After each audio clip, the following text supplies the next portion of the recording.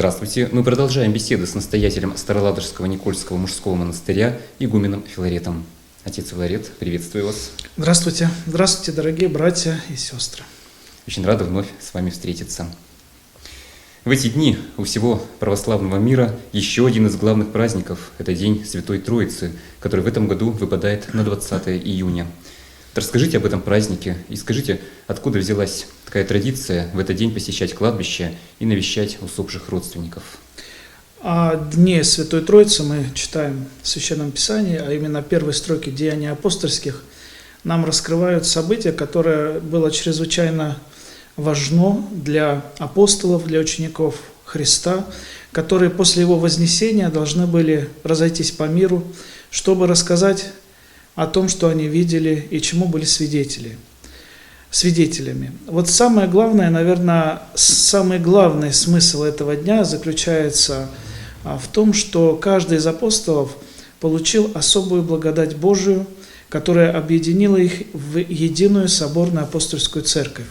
Иначе День Святой Троицы называют как День рождения Святой Церкви. И Святая Церковь не потому, что все здесь святые, а потому что Господь, который является главой церкви, Он освящает собой всех тех, кто входит в состав христианской церкви. Поэтому для нас это большой праздник, потому что это начало очень важного периода в жизни христианства, когда на земле исполняются слова Христа: «Созижду церковь мою, и врата ада не одолеют ее».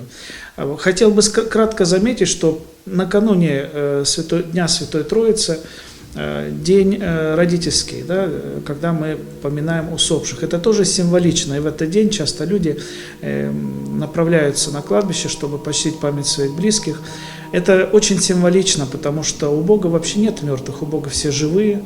Поэтому мы как бы радостью рождения церкви делимся со своими усопшими, которые также являются, даже несмотря на то, что они покинули этот мир, они также являются членами единой Святой Соборной Апостольской Церкви. Поэтому все это завязано, все это связано и логически построено, конечно, на дне, о котором вы спросили, День Святой Троицы, который мы празднуем каждый год на 50-й день после Светлого Христового воскресения. А почему принято ходить на кладбище и навещать родственников именно до 12, до полудня? Ну, это человеческие обычаи. На кладбище можно заходить и днем, и вечером, и мы это видим, когда, допустим, есть определенные места, очень известные, допустим, некрополь Александра Невской лавры, куда люди приходят посмотреть на места захоронения видных деятелей, искусств, науки и прочее. Приходят в любой день до 12, а ходят вообще целый день, пока некрополи работают. Поэтому это чисто человеческая выдумка, никакого символизма или такого отношения к этому у нас не должно быть особого. А то люди думают, что до полудня их ждут, а потом уже они... Да, конечно, это человеческая выдумка. Вот недавно в стенах Никольского монастыря проходил третий этап и финал Всероссийского военно-патриотического конкурса «Мое Отечество». Никольская обитель впервые стала площадкой для проведения такого масштабного события. Он проходил в течение 3 дней, мы с вами встречались, и вы говорили, что проведение этого фестиваля будет для вас экзаменом. Вот скажите, как по вашей оценке вы этот экзамен сдали? Конечно, сдали, потому что всегда необходимо смотреть на отклик людей, которые оставляют свои пожелания. И все то, что мы прочитали и увидели, то, что было направлено в адрес Никольского монастыря, вообще Старой Ладоги, потому что те люди, которые приехали, а это было практически около 30 участников, плюс столько же было и взрослых, которые располагались в Старой Ладоге, проживали 3 дня. Конечно же, они посетили не только Никольский монастырь, они, конечно, зашли и в наш музей-крепость Ладожскую, значит, они посетили и другие места и смогли проехаться в Волхов, поэтому, конечно, для них Старая Ладога для многих была открытием.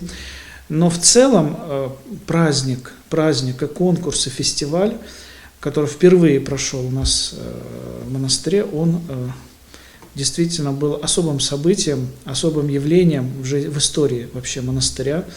И я думаю, что мы его хорошо подготовили, хорошо провели. Конечно же, только организация заслуживает 5, потому что надо было подготовить оборудование, надо было подготовить необходимые и ресурсы, потому что люди у нас кушали, они у нас находились, проживали и все прочее. Поэтому с одной стороны было суетно, а с другой стороны очень радостно, что жизнь монастыря, которая заключается не только в духовном делании, а прежде всего сегодня монастыри – это центры просветительской работы, это центры культурной жизни.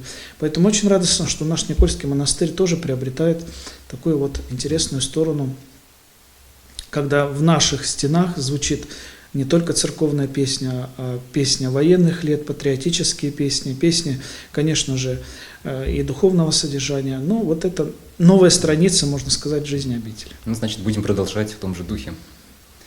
Я предлагаю посмотреть репортаж с фестиваля, а затем перейдем к ответам на вопросы наших телезрителей. С 28 по 30 мая на территории Староладожского Никольского мужского монастыря проходил 3-й этап и финал Всероссийского военно-патриотического конкурса «Мое Отечество». Древняя обитель впервые стала площадкой для его проведения. Торжественная церемония открытия конкурса состоялась в культурно-просветительском центре Никольского монастыря в новом концертном зале имени святого благоверного князя Александра Невского. Финал фестиваля состоялся 30 мая на территории монастыря. Гала-концерт проходил на свежем воздухе на площадке перед храмом Иоанна Златоуста и собрал многочисленных гостей и туристов. С приветственным словом к участникам и гостям праздника обратился настоятель Староладожского Никольского мужского монастыря игумен Филарет.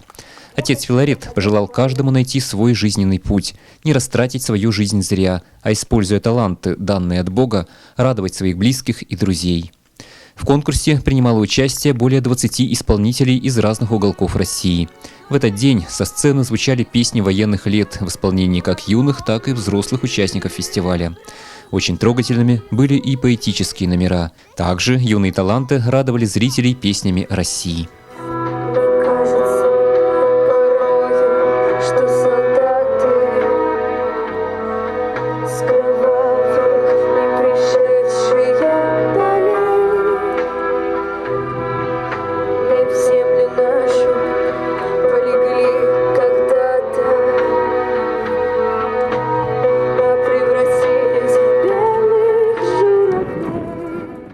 Для меня значит очень многое участие в подобных мероприятиях, как конкурс «Мое Отечество» и патриотические разные конкурсы. Для меня это очень важно, потому что я очень чту память, потому что мои прабабушка и прадедушка, они воевали всю войну, и они благополучно вернулись домой. И если бы не они, то меня бы сейчас здесь не было. Я всем присутствующим желаю в первую очередь здоровья, здоровья и еще раз здоровья. Также я всем желаю счастья и дальнейших успехов в начинаниях.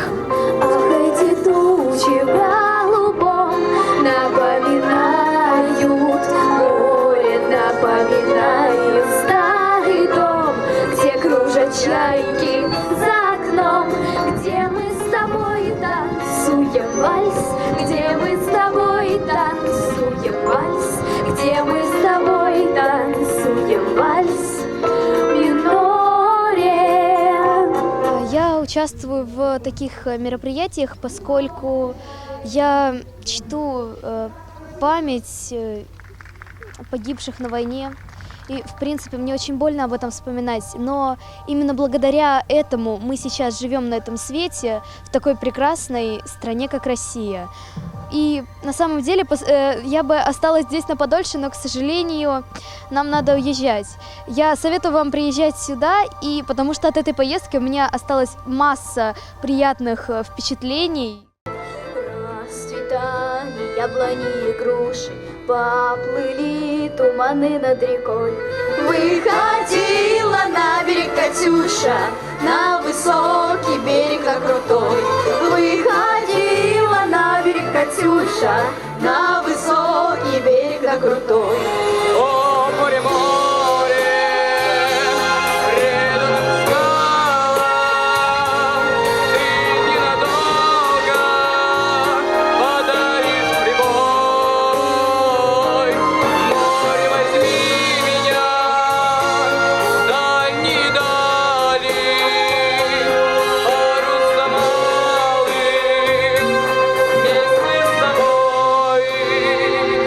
Организаторы конкурса – международный проект актуальных искусств для детей и взрослых «Планета. Звездный час», продюсерский центр Павла Бекермена, Комитет героев социалистического труда и полных кавалеров ордена «Трудовая слава», межрегиональная общественная организация «Совет героев Советского Союза, героев Российской Федерации и полных кавалеров ордена славы Санкт-Петербурга и Ленинградской области», общественное движение «Вечно живые».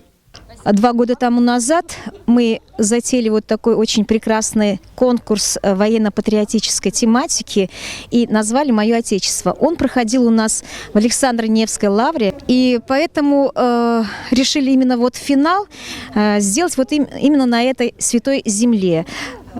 И причем этот год у нас год Александра Невского, и вот значимый и юбилей, и вот на такой территории и тематика, она соответствует. В завершении фестиваля все участники были награждены памятными подарками и дипломами в номинациях «Россия. Мое Отечество», «Историческая память», «Бессмертный Ленинград», «Живая память». Гран-при фестиваля досталось 22-летней Екатерине Иване из Москвы. На самом деле об этом фестивале я узнала совершенно недавно и узнала благодаря своей маме. И первоначально она сама без меня, без моего ведома подала заявку, и я решила принять участие. И нисколько не пожалела, что оставила дела в Москве, оставила учебу. И сейчас нахожусь здесь, наслаждаюсь природой, атмосферой и всем, что находится здесь прямо сейчас. И тут как-то спокойно, хочется дышать полной грудью и находить какое-то умиротворение. И вот сегодня на территории нашей обители возле храма Иоанна Златоуста состоялся концерт, на котором дети показали свое творчество. Они показали то, как надо любить свою землю, русскую землю, свой народ, своих близких. Поэтому для нас это очень большая честь. И, конечно, будем надеяться, что это станет доброй традицией. Отец Филарет, пришло время перейти к вопросам наших телезрителей. Вопрос о справедливости. Обращается Тамара из Волхова. Уважаемый отец Филарет, в Священном Писании говорится о том, что Бог воздаст всем по заслугам. Много лет назад мою соседку-пенсионерку обманул мошенник и пытался незаконно завладеть ее квартирой. Казалось бы, справедливость должна когда-то восторжествовать. Но как бы то ни прозвучало, тот, кто решил приступить закон, продолжает свои махинации уже в другой сфере и при этом считается в городе успешным. Как, по вашему мнению, какое возмездие может ожидать этого человека и настигнет ли оно его когда-нибудь? Потому что до сих пор его ничто не останавливает, и он продолжает годами свои грязные дела. Ну, ситуация не совсем простая. Наверное, отвечу кратко, отвечу с точки зрения вообще христианства. Господь никогда никого не наказывает, даже какой бы жизнью человек не проживал. Человек сам себя наказывает, когда ведет неправильный образ своего бытия, когда человек поступает несправедливо. Но то, что жизнь и те законы природы, которые Бог установил для нас, они в любом случае когда-то обязательно сыграют над том, кто поступает несправедливо, кто обижает тех, кто не может дать сдачи, те, кто обманывает. Вообще Господь, конечно, хочет, чтобы все спаслись и в разум истины пришли. Почему Господь часто терпит человека неправедного до конца? Потому что Он ждет, что этот человек обратится к Нему, покается, изменит образ своей жизни, станет другим человеком, годным для вечности. У Бога нет задачи наказать грешника, а наоборот, у Бога есть план увеличить его жизнь, чтобы он вразумился, чтобы он пришел в разум, чтобы он, как я сказал, изменил образ своей жизни, из, простите, нехорошего человека стал, ну, можно сказать, праведным человеком. Что касается в этой ситуации, то, конечно же, надо все отдать на откуп времени и промыслу Божьему. И не ждать, наверное, понимаете, вот в чем смысл вообще жизни христианина, это не ждать, что с неба полетят молнии или кого-то переедет грузовик, а наоборот ждать и радоваться, когда у человека все хорошо. Вот самое главное – радоваться, когда человек из плохого стал хорошим. Вот это самое необходимое.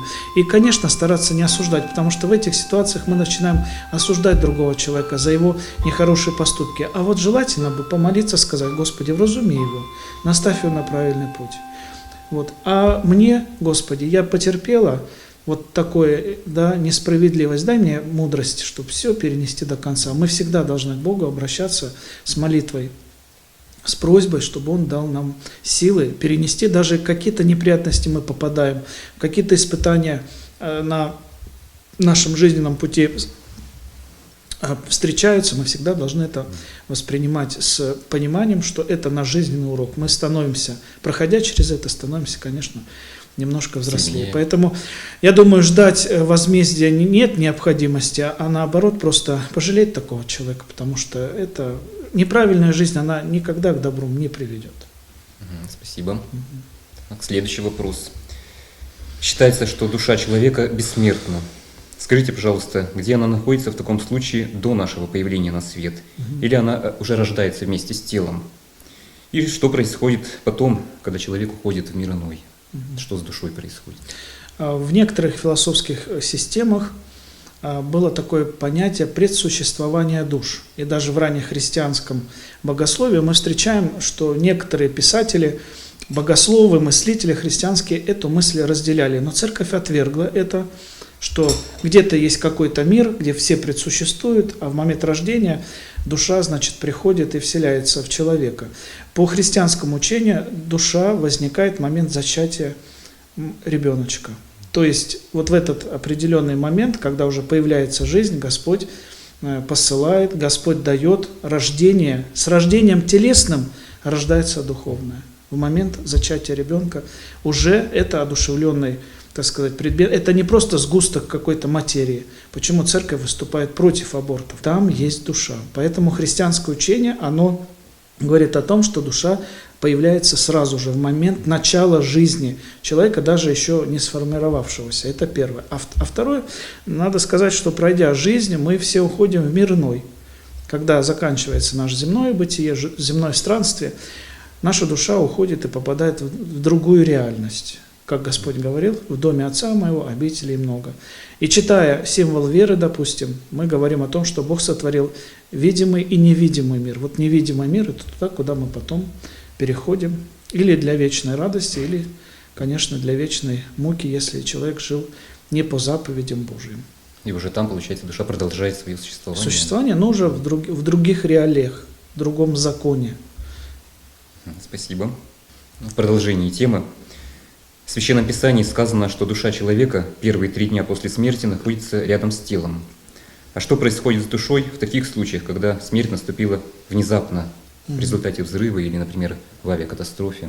То же самое, есть такое понятие, есть такое предание в церкви, что после смерти, после того, как заканчивается наше земное бытие, душа человека 3 дня находится на земле, ее никто не видит, не слышит, не понимает из, так сказать, телесных, кроме ангелов, которые, если человек жил в мире со своим ангелом-хранителем, он присутствует с этой душой. Но самое главное, что душа в этот момент наделяется определенным свойством, она может перемещаться с неимоверной скоростью. Поэтому я где-то читал у одного богослова такую мысль, что если вы только что попали в тот мир и закончилось ваше земное бытие, слетайте в Иерусалим, если не были. То есть вот понимаете, о чем говорится, что душа попадает в другую реальность, в другой мир, в котором она уже как бы вписана в те законы нематериального мира. Вот. Поэтому даже в этих несчастьях, когда человек погибает не своей смертью, преждевременно, может быть, а может внезапно, то закон один и тот же, до 3-го дня она находится здесь, после 3-го она уже попадает, понятно, с 3 по 9 смотрит рай, а с 9 по 40 смотрит адские мучения. 40-й день – это уже время, как говорят, суда над душой, где ей будет определено место, где она находится до страшного Христова пришествия. Но учение христианское, учение, в которое мы верим, принимаем как за истину. Вот. И вот таким образом. Так, следующий вопрос. У каждого животного свой характер и повадки. Скажите, есть ли душа, например, у кошек или собак?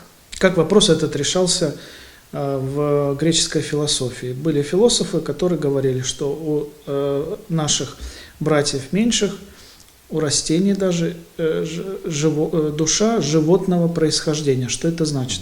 Вместе со смертью питомца нашего домашнего или того, который у нас есть в хозяйстве, душа умирает вместе со смертью тела.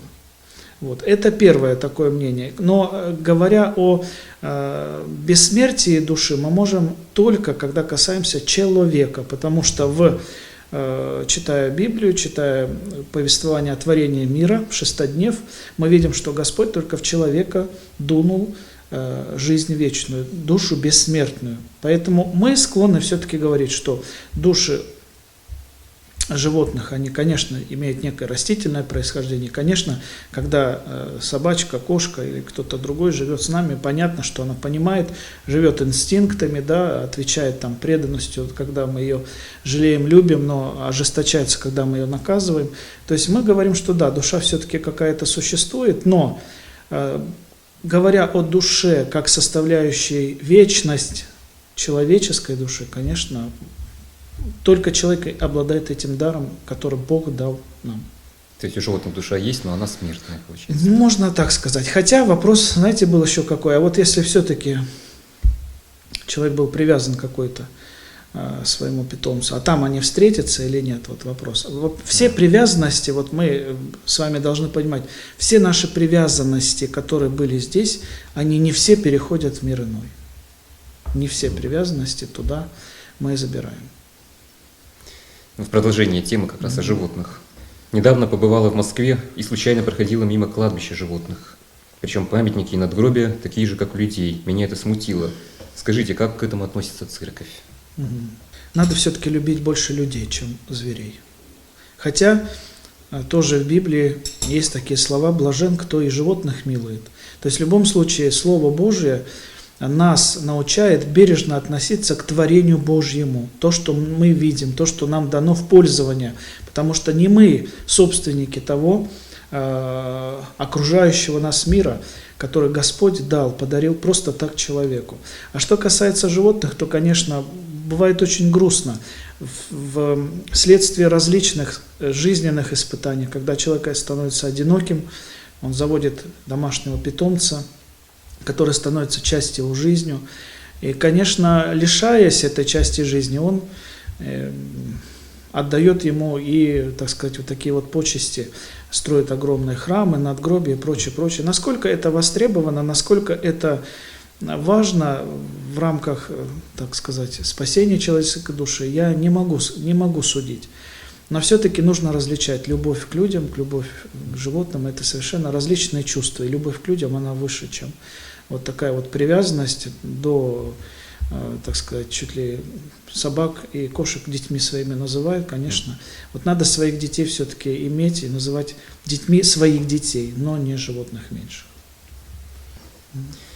Елена из Петрозаводска спрашивает. Недавно купила квартиру в старом фонде. В ней жил одинокий пенсионер, который не так давно скончался. Я вынесла все старые вещи, сделала ремонт. Проблема в том, что я чувствую в квартире чье-то присутствие, ощущаю какую-то энергию, и это чувство не дает мне покоя. Такое ощущение, что я там не одна, что кто-то находится рядом. Скажите, поможет ли избавиться от этого чувства обряд освящения квартиры? Господь Иисус Христос в Евангелии говорит: без меня не можете творить ничего же, то есть сделать ничего. Поэтому при любом новом деле, которое мы начинаем, когда мы отправляемся в поездку, да, или действительно перед нами очень ответственный момент жизни, мы приходим в церковь, приходим к Богу и просим Божье благословение. Господи, благослови, помоги, настави, вразуми, дай мне силы сделать вот все правильно, чтобы все получилось, вот, потому что это важно для меня и ответственный момент. Что касается жилища, то, конечно же, человек, когда приезжает, заезжает, меняет место своего пребывания, а, к слову сказать, дом все-таки это такое место особое, где человек проводит большую часть своей жизни. Конечно, оно должно быть освящено, И мы призываем батюшку, который священник из храма, который совершает специальные молитвы, который просит, это всего лишь набор молитв, слов, через которые мы призываем Божье благословение на место, которое мы освящаем. Мы призываем Господа, чтобы Он увидел тех людей, которые здесь будут проживать. Да, и, да, действительно оградил от всего нечистого, от всего нехорошего, то, что может смущать человека. Но что очень важно, чтобы после освящения в этом доме сохранялся христианский образ жизни, чтобы совершалась молитва, чтобы горели лампады, чтобы было вот то святое, которое охраняет его, а просто осветить ради того, чтобы что-то, кто-то, чего-то там не мешал, не ходил, не появлялся, ну, это глупо, потому что если человек будет вести не христианский образ жизни, то нечистое, злое, может быть негативное, оно всегда будет к нему приходить назад, потому что человек, не живущий христианской жизнью, который не посещает храм, который не находится в союзе с Богом и в мире с Богом, он, к сожалению, открыт для вот таких моментов. Поэтому призывать батюшку, осветить, я думаю, что все наладится. Мне кажется, эта женщина боится, что туда приходит дух предыдущего хозяина. Духи находятся в ином мире, они приходить не могут, умерших. Ну и следующий вопрос тоже связан с покупкой дома, с жилищем. Купил домик в деревне в глубинке России. На чердаке обнаружил черное одеяние. Ну и не могу понять, что это, то ли ряса священника, то ли судейская мантия. Как мне определить, что это и как следует поступить с этой вещью? Отвечу кратко, просто возьмите, отнесите в церковь. Пускай батюшка посмотрит, что это такое, а там уже определитесь. Если вы связываете это с церковным каким-то, с церковной частью одежды. А если это не ваше, если это вам необходимо, если это вам не нужно, то, конечно, обычно такие вещи мы просто придаем огню, сжигаем, и в этом ничего такого нет. Вот, наверное, человек боится, что если это окажется ряса, что, может, нельзя это делать. Отнести просто в церковь, показать батюшке, а батюшка уже скажет, что это такое. Отец Филарет, огромное вам спасибо за встречу. К сожалению, наша передача подошла к концу. И по традиции я вас попрошу обратиться к нашим телезрителям с напутственными словами. Желаете что-нибудь вашим прихожанам? Да, но самое главное, братья и сестры, это, конечно же, не терять стойкость духа, это, конечно же, совершать заповеди, это, конечно же, помогать нашим близким, дорогим, любимым, кто требует от нас и помощи, и поддержки. И пускай Господь сохраняет всех нас на путях нашей жизни. Спасибо, Господи. Огромное вам спасибо. Напомню, вы смотрели передачу «Беседы у камина». Дорогие друзья, задавайте свои вопросы игумену через сайт Староладожского Никольского мужского монастыря и страничку Волхов ТВ. На этом я с вами прощаюсь. Всего доброго и до встречи.